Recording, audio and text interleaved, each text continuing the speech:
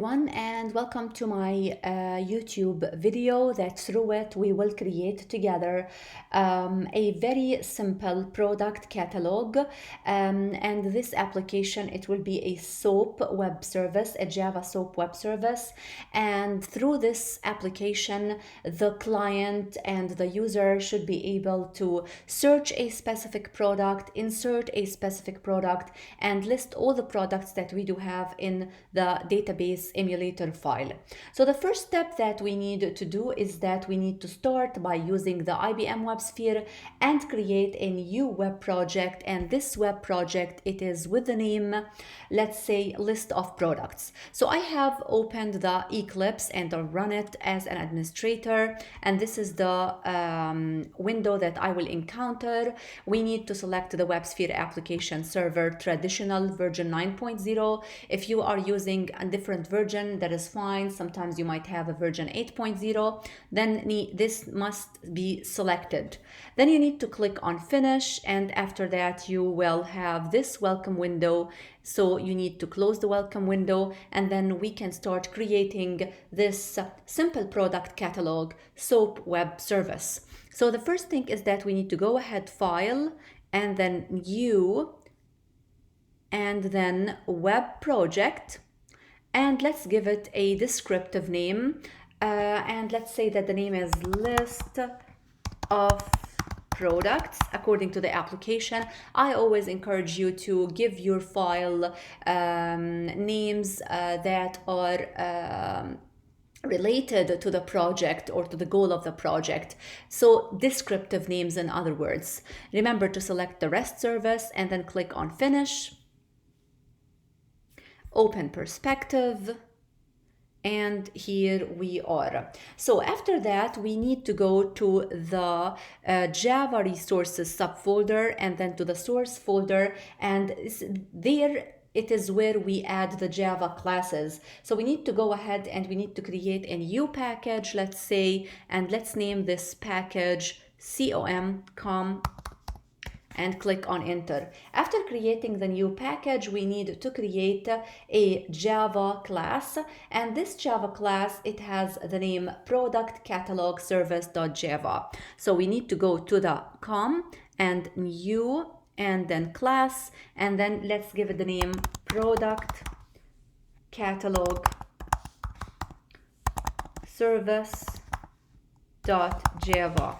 And here is the class. As you can see, this class is in the com package, and that's the name of the class. Now this class, it should provide the user with 3 methods and maintains a simple product catalog as an in-memory list. This means that we need to add data for some products to retrieve from. So we need to seed our application with some data. I have already prepared the code for this specific class for you. So Ctrl A, edit copy, and let me just paste my code that I have prepared for you here in this area, and then Ctrl S. Definitely we will encounter errors because the code is not done yet, and because we do have the Java Bean class or the other class where we will define the product, and this other class, it will have the name product.java. But first of all, let's take a look at this specific class, the product catalog service.java, and you can see that we do have 3 very important methods: the search by ID method, and then we do have the get all products method, and then we do have the insert product. And definitely I have seeded my application with some initial data to allow the user to test my application and list the products that I do have in my database emulator. Now, if we take a look at the search by ID, this is the method, as you can see, and it accepts 1 parameter, which is the ID, because I want to search a specific product and according to this product's ID. So this search by ID method, it will return the product with the given ID. Now let me give you some notes about it. As you can see, this is a public method, public, as you can see, and it accepts actually one parameter, which is the ID, and this ID, as I have mentioned, is the ID of the product that I want to return. So in other words, we can say that I want to retrieve a product according to its ID. And here I have used something important in Java, which is the throws exception. As you can see, I wrote throws exception. This will allow us to create a higher quality code where the errors are checked at compile time actually, instead of checking these errors at runtime. And let's stop here and let's talk about the difference between compile time and runtime. The compile time is the period when the programming code, let's say such as C#, Java as in here, C, Python, is converted to a machine code, in other words to binary code. And the runtime actually is the period of time when a program is running and generally occurs after the compile time. So this is the difference between the compile time and runtime. Let's go back to throwing an exception. Throwing an exception in Java is as simple as using the throw statement. You then specify the exception object that we want to throw. And every exception, we need to remember, it includes a message which is a human readable error description, as in this code, as you can see, throw new exception, and the message, it will tell the user no product found with ID if the user inserted an ID that does not exist in our database emulator. Here you can see that I have used the throws keyword, the one that I have highlighted, to indicate that this method could throw this type of exception. This kind of exception that I have used here is called checked exception. In other words, compile time exception, as I have mentioned, and it checked exceptions in case something went wrong, and usually checked exceptions must be caught and handled during compile time. If the compiler does not see the throws keyword that I have highlighted to handle a checked exception, then it will throw a compilation error. So this is what do we have here by the search by ID for the product in the product catalog. I want to get to this specific product according to its ID and return it. If something went wrong, it will say no product found with ID. Let's go to the second method that will be provided to our customer or to our user, and the second method, it's the get all products method. This method, it will return actually a list of all the products. As you can see, I have created an array where all the products needs to be added there. And then I have used the size method. This method, it is the method of the list interface in Java, and it is used to get the number of elements in this specific list. This method does not take any parameters and returns the number of elements in the list. Here I have used this method to go through the list of the products that actually I do have in my application. Now let's keep moving forward and let's go to the insert. Now here I want to insert a new product in the product catalog, and for this reason I have used the add method in Java. The add method, this method in Java, it's a method of Java collection interface that inserts the specified element in this collection. Next, we do have the initialize product. Let me just make it this one a little bit bigger so that you can see everything. So next, we do have the initialize product catalog method. It is called in the constructor. As you can see, where is the constructor? So this is the class, product catalog service class, and then we do have the constructor. We know that constructor, it has the same name as the name of the class, and I have called it initialize product catalog. So this method has been called in the constructor, and as you can see in here, it creates an in-memory array list of product objects. In reality, of course, the product catalog would be backed by a database or some other system of records. So this is how we can do that. Now let's stop here and let's talk a little bit about constructors in Java, and let me take you to my PowerPoint slides, and let's go to this slide here to talk about constructors a little bit. Then we will keep moving forward in creating this SOAP web service. So what is a constructor? A constructor, it is a block of code that initializes the newly created object. Constructor, it has the same name as the name of the class, and it looks like this, as you can see. So this is the class. Let's say it has the name my class, and this is the constructor which has the same name of the class. Note that the constructor name matches exactly the class name, and it does not have a return type, as you can see where I am pointing at. Now, how does the constructors work? Let's say that we do have a class, and this class, it has the name of my class, as you can see here, my class. And as you can see here, for example, I have created a new object from the my class that has the name my class by using the new keyword, and the name of this newly created object is obj object. The new keyword here creates the object of the class my class and invokes the constructor to initialize this newly created object. So in other words, each time I instantiate an object from the class, then I will invoke, or I will call, the constructor of this specific class. Next, here we do have another class, it's called hello, and then we do have a variable inside this class. It's of string type and it has the name of name. Then we do have the constructor that will initialize this variable by this value, beginnersbook.com. And here actually I have, or within the main method, which is the starting point, or it could be the engine of the Java class, I have created actually an object from the hello class, and I gave it the name of obj. So the system.out.println obj.name, you can imagine what will be the output of this code once it is executed. It will definitely be beginnersbook.com, which is what we have passed to the name during initialization in the constructor where I am pointing at. This shows that when we create the object, the constructor will get invoked. And this keyword refers to the current object, which is obj. This.name, this refers to the object obj actually.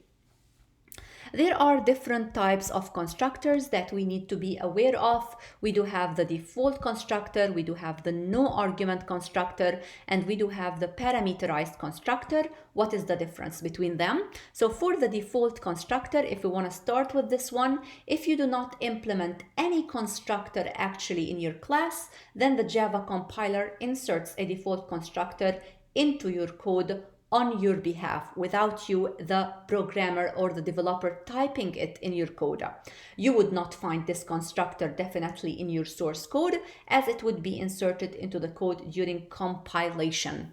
Now, if you implement any constructor, then you no longer receive a default constructor from Java compiler. So you can implement a no argument constructor, constructors with no arguments. The signature is the same as the default constructor. However, the body can have any code, unlike the default constructor where the body of it will be empty.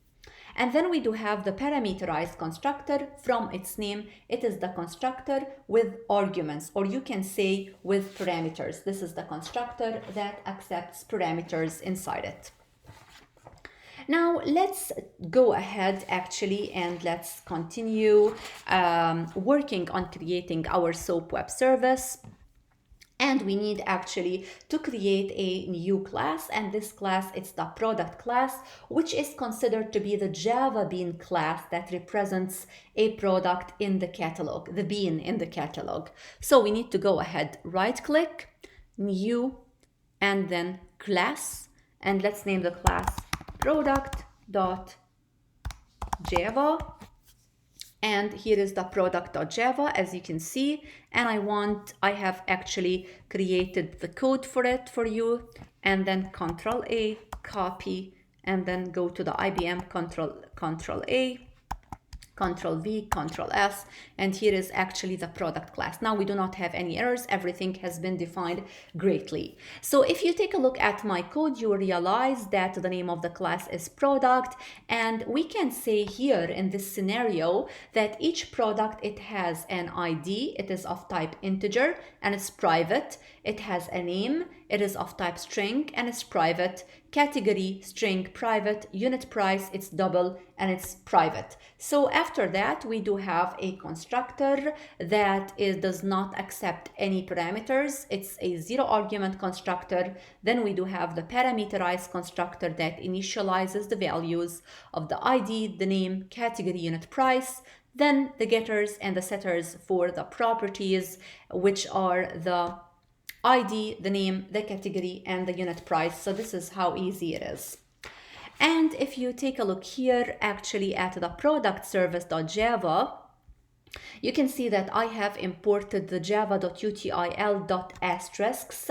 So this means that I want to import all the classes in the java.util package. This package contains collection framework, collection classes, classes related to date and time, event model, etc. So if I took this one away, then I won't be able to use the array list that I have used for the list of products, if you wonder why I have imported this one here. Let's go back to the product.java, and again, this is the Java bean. So what is bean in enterprise Java? Actually, Java bean, or Java beans in general, as you can see here on my screen, they are classes, and these classes, they are written in Java programming language. An enterprise bean is a server-side component that encapsulates the business logic of an application. So what is the business logic of an application? The business logic of an application, it's the code that fulfill the purpose of the application. Now, by invoking these methods, the clients can access the inventory services provided by the application, for example. So this is what we mean by Java beans, and this is the Java bean. As you can see, this is the class. Now, after we are done with this, we should be ready to go ahead and to create the SOAP web service, the product, and try to test it. First of all, I need to match my facet version with the product version. So this means that I need to follow these steps. Let me just go ahead, and I can right click the name of the project, and I can go to properties. Then I can go to the project facet, go to the JXRS, select version 2.0, and then apply. And why 2.0? Because the server version is 2.0, why my facet version is 2.1. Match them together by following these steps. Apply, and then go ahead to the name of the project, right click, and then click on refresh, and it should take effect. And now after that, we need to go to the source, the package, and we have added the methods in the product catalog service. So this is the interface for our SOAP web service because it has the methods that will be invoked by the user. Right click, and then web services, create web service, and start the service, and start the client, click on finish. Again, this step will take some time because the IBM WebSphere will create a bunch of files for us, WSDL, XSD files, the functionality, everything that is related about the data types, the properties that you will find actually in this location. So here it says that the publisher encountered some problems and the application may not have been installed, or it may have been successfully installed but was unable to start. View the details to display the exceptions and server logs that occur during the publish. That is totally fine. This could happen actually. So how can we solve this error if we have encountered it?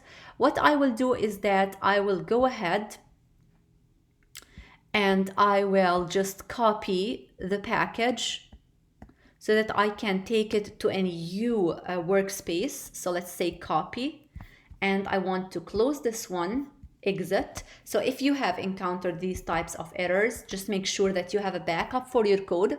Right click, run as an administrator, yes. And let's choose a different workspace, let's say 2, and then launch.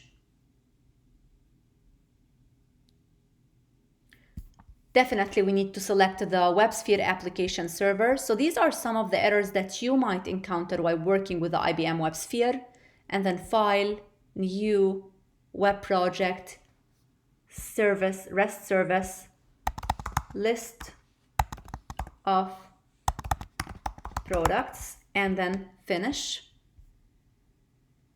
Open Perspective, and then we go to the Java resources, and then we copy the package where we have created the files, paste, and now the package, it's in here. No worries, we do have it.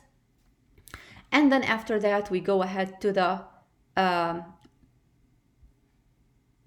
to the file that we have created, not the delegate.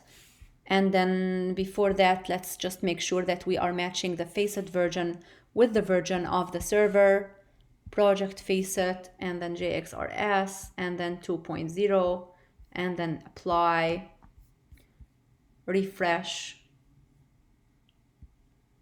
and then go ahead to the source, to the COM, to the product service, and then web service, create web service, start the service, start the client, click on finish. Yes to all the files that has been created from the last time. Okay.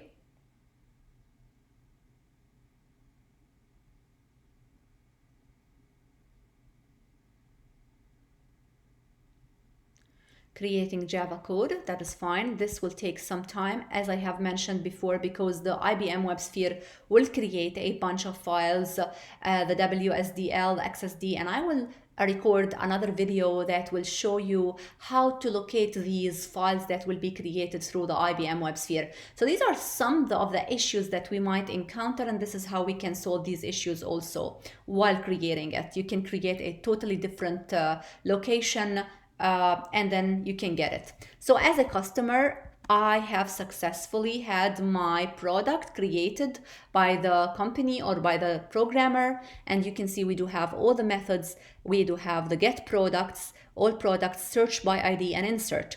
Let's see to get all products, invoke. And you can see here that I will have a collection of all the products. So for example, here we do have product 1, we do have product 2, product 3, but we start counting from 0, 1, 2, 3, etc.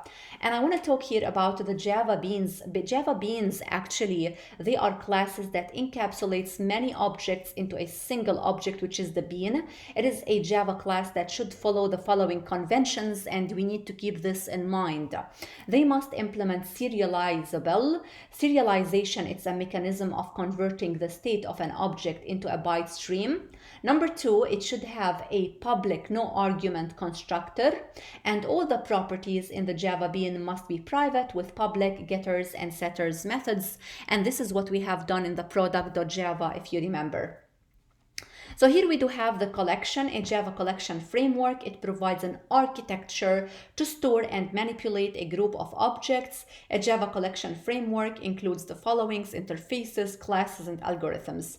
Interfaces, this represents an array list, the one that we have used in the product catalog service.java, and it's the implementation of list interface where the elements can be dynamically added or removed actually from the list. So this is again the list all the products. We got it. Let's try to search by an ID, and let's search a product that has an ID that is equal to 2, and then click on invoke. It should return it. The product that has an ID that is equal to 2, its category is electronics, its name is mouse, and its unit price is 89.99. This is according to the data that we have added in the product catalog service.java. And if I want to insert a new product, I would say the category is fun, the ID is 11, the name is shopping, and then the unit price is $99.99, and click on invoke. And after that, let's check if this product has been inserted. So get all products, invoke, and you will realize at the very end that it has been actually added. Its ID, as you can see, is 11. Its category is fun. The name shopping, the unit price 99.99. So this is actually all that we need to know: how to use the IBM WebSphere, if we have encountered any type of errors, how to handle it, how to deal with it. Thank you so much for watching this video. And if you have any comments, please comment under the video. Please subscribe to my channel, and then in the coming video I will show you how to locate the WSDL XSD files that will be created through the IBM WebSphere by using the bottom-up approach to create SOAP web services. Thank you so much, and goodbye.